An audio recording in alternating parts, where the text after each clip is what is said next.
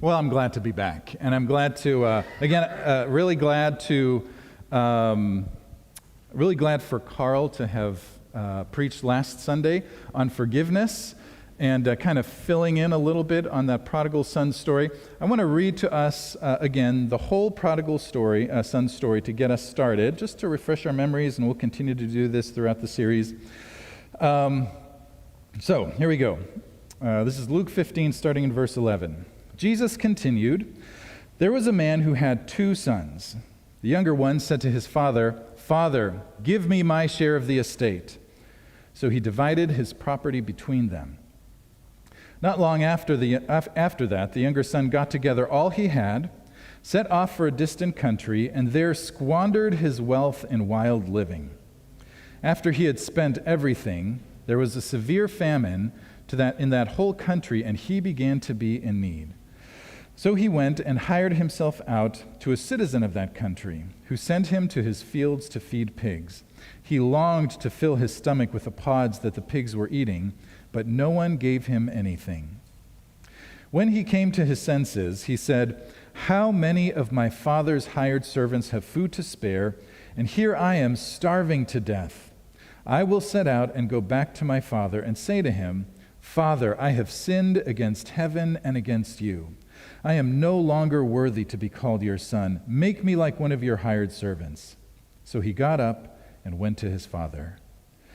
But while he was still a long way off, his father saw him and was filled with compassion for him.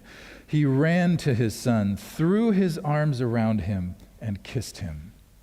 The son said to him, 'Father, I have sinned against heaven and against you. I am no longer worthy to be called your son.' But the father said to his servants, 'Quick, bring the best robe and put it on him. Put a ring on his finger and sandals on his feet. Bring the fattened calf and kill it. Let's have a feast and celebrate. For this son of mine was dead and is alive again. He was lost and is found.' So they began to celebrate. Meanwhile, the older son was in the field. When he came near the house, he heard music and dancing. So he called one of the servants and asked him what was going on. 'Your brother has come,' he replied, 'and your father has killed the fattened calf because he has him back safe and sound.' The older brother became angry and refused to go in. So his father went out and pleaded with him. But he answered his father, 'Look, all these years I've been slaving for you and never disobeyed your orders. Yet you never gave me even a young goat so I could celebrate with my friends. But when this son of yours, who has squandered your property with prostitutes, comes home, you kill the fattened calf for him.' 'My son,' the father said, 'you are always with me, and everything I have is yours. But we had to celebrate and be glad, because this brother of yours was dead and is alive again. He was lost and is found.'" All right. So, the story of the prodigal son, sometimes referred to as the story of the lost son. In my Bible, it's got a little heading here that says the parable of the lost son. It's actually the third of 3 parables, which you may recall, the third of 3 parables in which something is lost and then is found. First, we got the story of a lost sheep, then the story of a lost coin, and then an extended story about a lost son. Now, when we think about lostness or lost people, and Christians kind of tend to use that language. I saw my lost uncle, crazy Uncle Joe. I don't know. My lost friends, my friends who are lost, my family that's lost, right? There's a lostness stereotype, right? We have certain stereotypes of what lost people look like. So I thought I'd go through maybe a couple of stereotypes, what we think of with lost people, right? So there's a gang member, right? We might say, oh yeah, this person is lost. Not just spiritually, but maybe morally, socially, culturally. There's a lostness there. Next one, right?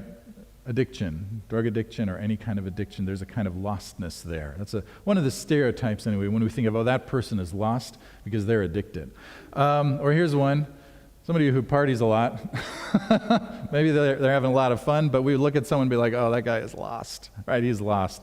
These are the stereotypes of, and we could come up with all kinds of other stereotypes. I mean, heck, we're in a divided country right now. Half of our country says the Republicans are lost. The other half says the Democrats are lost, right? We have certain associations with what lostness looks like. In the story of the prodigal son, right, the younger son fits that stereotype, the stereotypes in those pictures. Right, remember the story. So he goes off, he says to his father, give me my share of the estate. He wants his inheritance now. Basically says, I can't wait for you to die, so I just want what's coming to me now. He goes to a distant country with all of his wealth, squanders his wealth, Jesus says, in wild living, right? He doesn't give us the details, although the older brother, right, accuses him of squandering his money on prostitutes, which may very well have been part of the wild living that Jesus refers to. But we can kind of imagine what that wild living would have entailed. He was the guy who went in and said, drinks are on me, and just, that was the life that he lived, right? But he's not the only son in this story, right? It's the story, we say, of the prodigal son, the lost son, but he's not the only son in this story. He's the younger son, but there's also an older son. And so I want to talk about the older son today. And what we see in the older son is another kind of lostness, right? So I want to talk about that. All right, let me read that part of the story to you again. This is starting in verse 25. After the son comes home, he's welcomed by his father, and then it says, meanwhile, the older son was in the field. When he came near the house, he heard music and dancing. So he called one of the servants and asked him what was going on. Your brother has come, he replied, and your father has killed the fattened calf, because he has him back safe and sound. The older brother became angry and refused to go in. So his father went out and pleaded with him. But he answered his father, look, all these years I've been slaving for you and never disobeyed your orders. Yet you never even gave me a young goat so I could celebrate with my friends. But when this son of yours, who has squandered your property with prostitutes, comes home, you kill the fattened calf for him. And I don't remember if I continued here, but let me just read the last part. Yep. My son, the father said, you are always with me, and everything I have is yours. But we had to celebrate and be glad, because this brother of yours was dead and is alive again. He was lost and is found. Okay, so that's the older brother, right? Jesus, now just remember, this is a parable. This is not something that actually happened, although maybe it's not unimaginable that something like this could have happened at some point. But he's speaking in archetypes, right? Older son, younger son, right? It's not like every older son is like this and every younger son is like this. But in terms of these archetypes, right, for every older son, for every older brother, there's a younger brother, right? And the younger brother, the younger son, is the irresponsible son, right? He's the one who takes his money, runs off, squanders it in wild living, right? He's the son of whom the neighbors would have said, oh, what a shame, right? What a shame. What did the dad do so wrong, that his son turned out like that? That's the younger son. The older son, right, he's the responsible son. He's the son who is always there for mom and dad, right? He's the son who works hard in the family business. He's the son who's always trying to do the right thing. He's the responsible one. He's the son who is set on getting things done, right? This is the son I like to imagine. He reads lots of books and listens to lots of podcasts about time management and productivity, right? That's the older son. And there's a divide there between the two, right? So on the outside, the older son looks great, right? He's the one of whom the neighbors would have said, what a nice young man. Look at him. He always goes to church with his parents, right? Look at how responsible he is. Oh, I wish my kids were like that son, right? That's the older son, the older brother. But when we read the story, we see that there's something else inside. On the outside, he looks great, but what about the inside, right? What does his heart look like? That's what we see in this story. So, when you look at the younger son, his sin is easily identified, right? Wild living, and we can imagine all the things that involves, right? Addiction, drunkenness, carousing, all of that squandering his money with prostitutes. Oh yeah, that's sin, right? Easily identified. You look at the older son, and it is much harder to identify the older son's sin. Easy to identify the younger son's lostness, hard to identify the older son's lostness, because he looks like he's doing everything he's supposed to do. But again, when you read the story, it's almost like there's a deeper estrangement from his father in the older son than in the younger son. So, and we see that estrangement in the way that he responds, right? First to the servant and then to his father. So I just kind of want to look at those two responses. So, right, he's out in the field, he goes near the house, hears the music and the dancing, calls the servant over, says, "What's going on?" And here's what the servant says. He says, "Your brother has come." "Yep, your brother has come," he replied. "And your father has killed the fattened calf because he has him back safe and sound." Now, we don't know exactly what he was thinking. We do know how he felt. Jesus says the older brother became angry, right, and refused to go in. We can kind of speculate how he might have, or what he might have thought about these different parts, right? So, your brother has come. What went on in his mind? My brother? What? He's here? That punk who took everything and has left me with responsibility for what is left now, right? He took everything that he wasn't supposed to get until later. We're losing a lot of money on what he took from us. And he comes back now? No way. How dare he? Right? Your brother has come, and your father has killed the fattened calf. Wait. He killed the fattened calf for him? Why would he do that? We were fattening that calf together for that celebration next week when we were going to celebrate the harvest that I worked so hard to bring in, right? Why would he waste the fattened calf on him, right? He doesn't deserve the fattened calf. And he says, because he has him back safe and sound. Safe and sound. He does not deserve to feel safe and sound. He should be out homeless like he probably ended up, right? He doesn't deserve to be home, safe and sound. He should be left out in the cold. And I wonder if there's a part of me that maybe he thought to himself, I kind of wish I could feel safe and sound with my father, right? This word, safe and sound, I want to do just a little bit of a detour here because I think this expression, safe and sound, is really good and important. In Greek, it's one word, hugiainonta. That's a fun word to say. I'm not going to make you say it. I had to practice it a few times. Hugiainonta. It's just one word that gets translated here as safe and sound. Okay, this is a word. Okay, let me get one more step back.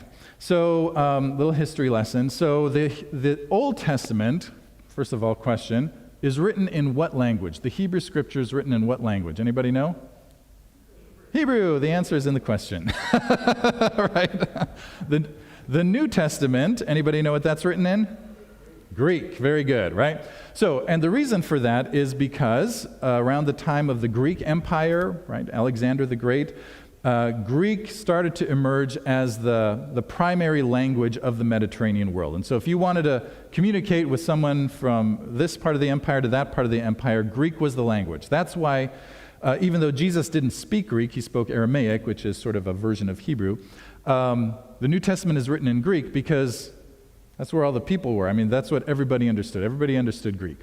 Now, a couple hundred years before Jesus, during the Greek Empire, maybe early Roman Empire, some Jewish leaders said, you know what? Our people are being spread around or have been spread around the Mediterranean world, and some of them don't really speak Hebrew very well. We need to translate our scriptures into Greek. And so they translated the Hebrew scriptures into Greek. That Greek translation of the Hebrew scriptures is called the Septuagint. You don't have to remember that. If it ever comes up on Trivial Pursuit, now you know. The Septuagint, all right? So that's the Greek translation of the Hebrew Old Testament, the Hebrew Scriptures. All right.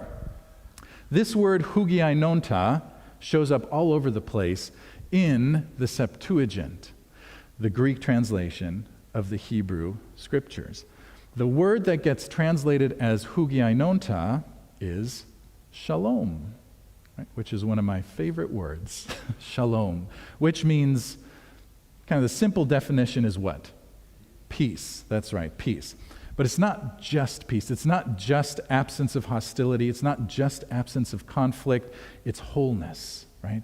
It's all things being as they were meant to be. It's not just lack of hostility. It's friendship. It's partnership. It's harmony, right? And harmony between us and God, harmony between us and each other, harmony between us and all of creation, harmony with our own selves, within our own selves. That's what shalom is. And so what the servant says is not just he has him back safe and sound, but he has him back with shalom.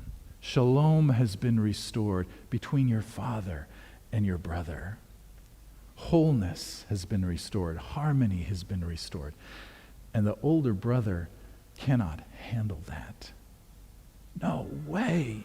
He does not deserve to experience shalom. He does not deserve to experience that wholeness. And so he resists that. And he refuses to go in.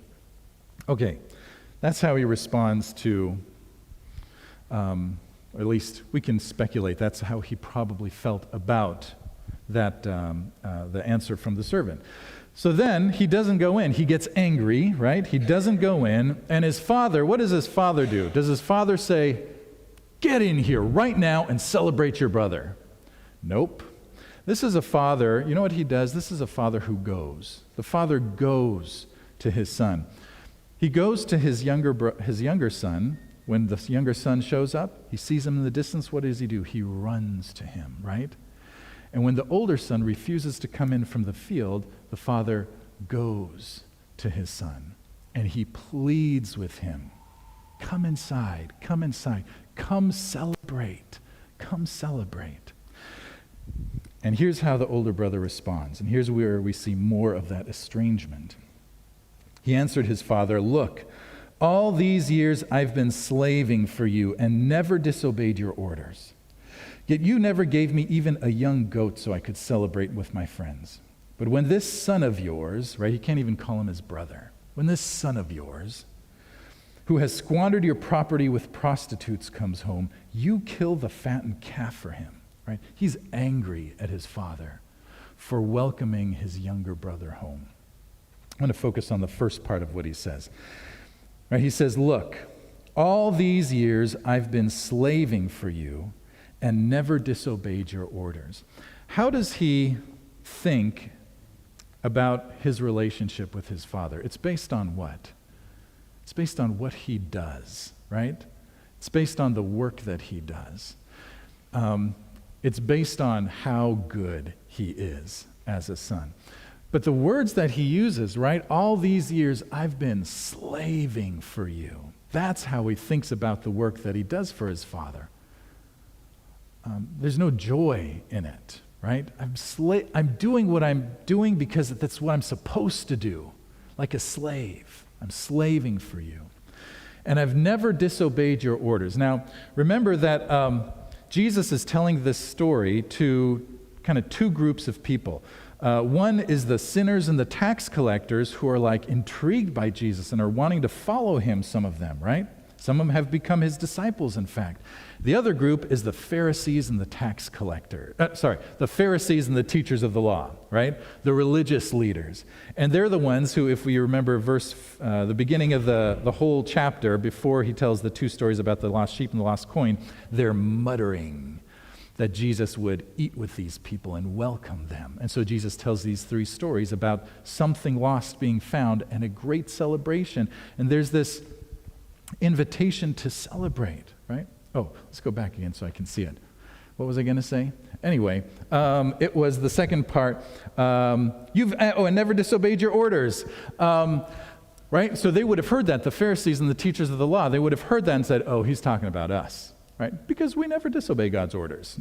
Right? In fact, the Pharisees, kind of interestingly, they came up with a lot of rules above and beyond the laws that are actually in the scriptures. They didn't even want to come close to accidentally breaking God's law, so they came up with all kinds of other rules. Okay, if we don't do this, then certainly we won't also do these other things. So they came up with all these rules, and if they did happen to, break one of the rules, then they would offer the proper sacrifice, say the proper prayers, and everything would be made right again, right? So in a sense, they've never broken God's rules. They have never disobeyed, right? And they're like, oh, he's talking about us here. He's talking about us. What Jesus is pointing out is the transactional nature of that relationship. We do good things for you, God, and you are bound to do good things for us, right? If we go to church, if we read the Bible, if we say our prayers, if we live a decent moral life, then you have to do good things for us, right? Bad things should not happen to us if we do all the right things. Both sons, in fact, think of their relationship with their father as transactional. The younger son, if you remember, basically says, I don't deserve to be treated as a son. I'll go back and just be asked to be a hired servant. There's a transactionalness to that, right? If I work hard as a servant, at least I can maybe live in my father's house, even if I'm not considered a son. The older son says, I have worked hard, and I deserve to be in this house, and I deserve a lot more than that. You owe me, Dad. And how could you kill the fattened calf for him, right? He has not earned it. He hasn't earned it. The other similarity between the older son and the younger son is that neither of them are at home, right? The younger son goes to the distant country. The older son is out in the field and refuses to go home. We talked a few weeks ago about the younger son listening to the voices of the distant country, right? The voices of the distant country say, hey, if you buy drinks for all your friends, they're all going to love you. And that's what the younger son wanted. He was trying to find something that he didn't think he had at home with his father. If I go to the distant country, then I'll be loved, then I'll be accepted. But I got to do all these things to show everyone that I'm worthy of love, that I'm worthy of acceptance. And as soon as he couldn't show that anymore because he ran out of money and there was a famine, he was completely abandoned. And the voice of the distant country said, see, you're worthless. Unless you can show people that you're worth something. The older brother didn't go to the distant country, but he listened to the same voices. Right? The voice of the distant country said to the older brother in the field, if you work hard, then your father will love you. If you do all the right things, then you will be accepted. Right? If you act the way you're supposed to act, if you bring in a good harvest, then you'll be loved. Then you'll be welcome. Then you'll deserve to be called your father's son. Same voice. He was listening to the voice of the distant country in the field. Now, I've got the older brother all over inside of me, right? And so do you, right? We all have the older brother inside of us. Because we look down our noses at people like, oh, they're homeless because, they're lazy. Or, oh, they don't deserve to be, live in this part of town because look at how they take care of their house or whatever, we look down our noses at other people. Okay, here's an example. There's one house in our neighborhood, and it's like they haven't taken care of their yard since 1975. And I'm like, that's probably an exaggeration, but I'm just, okay, here's my older brother, right? And I'm like, come on, man, do something with your yard, Oh, that's so embarrassing. But that's the older brother. That's the older brother. When we think we're in some way entitled to something more than someone else, right? Or when we feel like, what one of the phrases of the older brother is, how dare you? That's an older brother phrase. How dare you, right? As though you haven't earned the right to have an opinion, right? Or to take some sort of action.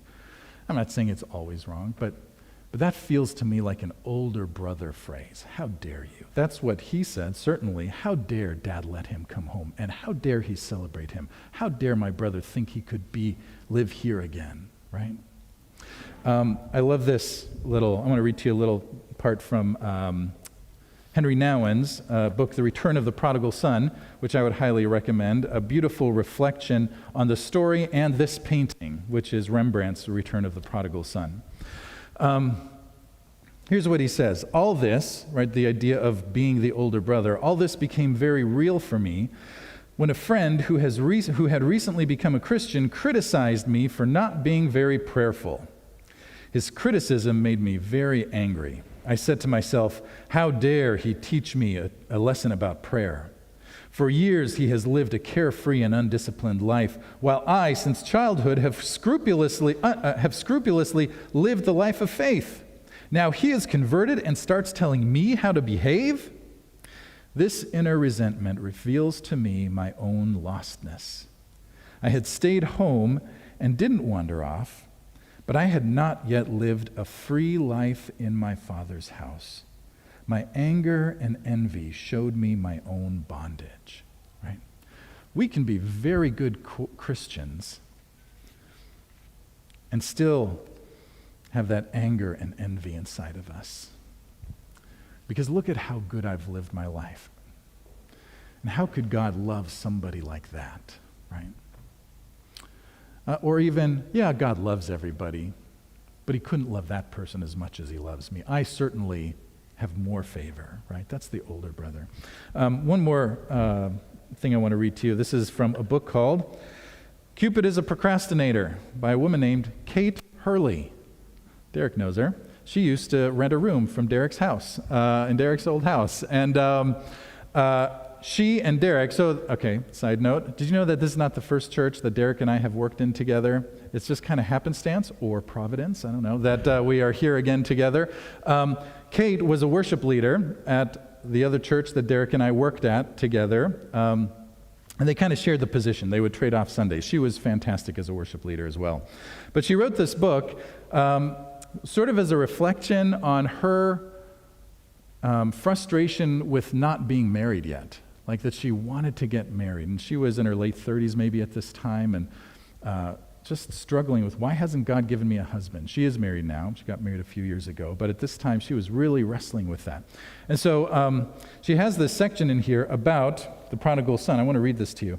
And relating herself to the older brother, she says, I have acted like this older son. I have wondered why, when I have served my father my whole life, he has not answered my most consistent prayer, the prayer for a family.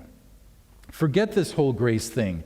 I want God to see my good works and reward me for them. Sometimes, in the deepest places of my soul, I do much more than throw a pity party. I become bitter. I start to wonder if my father is really a good father. As Henry Nouwen says, and then she quotes from Henry Nouwen's book, as Henry Nouwen says, returning home from a lustful escapade, like the younger son, seems so much easier than returning home from a cold anger that has rooted itself in the deepest corners of my being. My resentment is not something that can be easily extinguished and dealt with rationally. It is far more pernicious, something that has attached itself to the underside of my virtue. Isn't that interesting? It has attached itself to the underside of my virtue. And then she says, Nouwen is right. It is difficult to come home to the Father when I consistently allow this cold anger to live inside me. When I consistently allow thoughts like, I have tried every day of my life to live for you. I have given up a lot to do so. Why then am I still not married? Why would you throw other people a party and forget me when I have been faithful to you for so many years? Are you even the good God that you say you are? And then she says, here's the real question. Here's the real question I need to ask myself. Is God not good, or is my perspective not good? Right?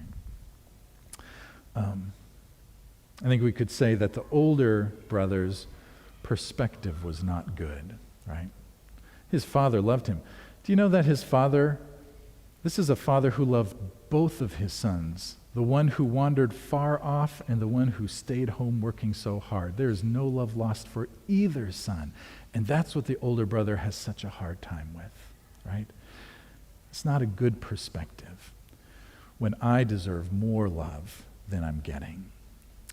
All right. Let's wrap this up.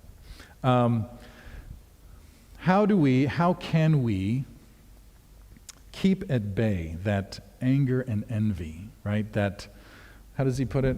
Well, I don't have it here, but that attaches itself to the underside of my virtue, right? How do we keep that at bay and maintain an open-heartedness and an open-handedness to all of our brothers and sisters, right?